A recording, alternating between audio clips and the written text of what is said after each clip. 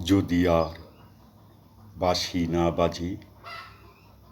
লিখেছেন কাজী নজরুল ইসলাম। বন্ধুগণ, আপনারা যে সওগাত হাতে তুলে দিলেন, আমি তা মাথায় তুলে নিলুম। আমার সকল তনু মন প্রাণ আজ বীণার মতো বেজে উঠেছে। তাতে শুধু একটি মাত্র সুর ধ্বনিত হয়ে উঠেছে, আমি ধন্য হলুম, আমি ধন্য হলুম। আমায় অভিনন্দিত আপনারা সেদিনই করেছেন, যেদিন আমার লেখা আপনাদের ভালো লেগেছে। বিংশ শতাব্দীর অসম্ভবের সম্ভাবনার যুগে আমি জন্মগ্রহণ করেছি। এরই অভিযান সেনা দলের তুর্যবাদকের একজন আমি। এই হোক আমার সবচেয়ে বড় পরিচয়।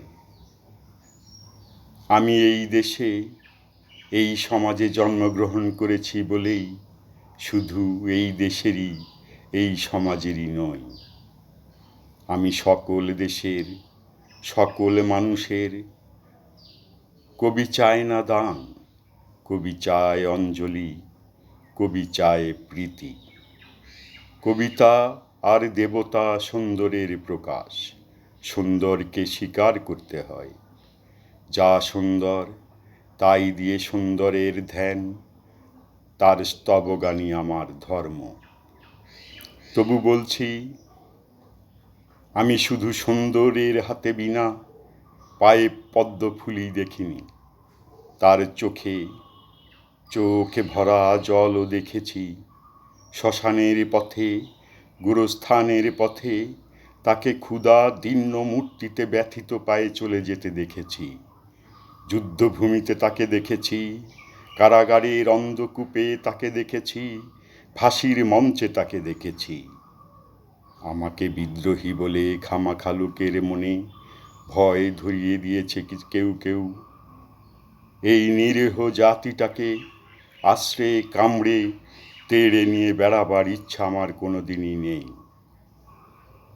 আমি বিদ্রোহ করেছি, বিদ্রোহের গান গেয়েছি, অন্যায়ের বিরুদ্ধে, অত্যাচারের বিরুদ্ধে। যা মিথ্যা, কুলসিত, পুরনো, পচা, সেই মিথ্যা সনাতনের বিরুদ্ধে। ধর্মের নামে ভণ্ডামি ও কুসংস্কারের বিরুদ্ধে। কেউ বলেন আমার বাড়ি যাবেন, কেউ বলেন কাফের।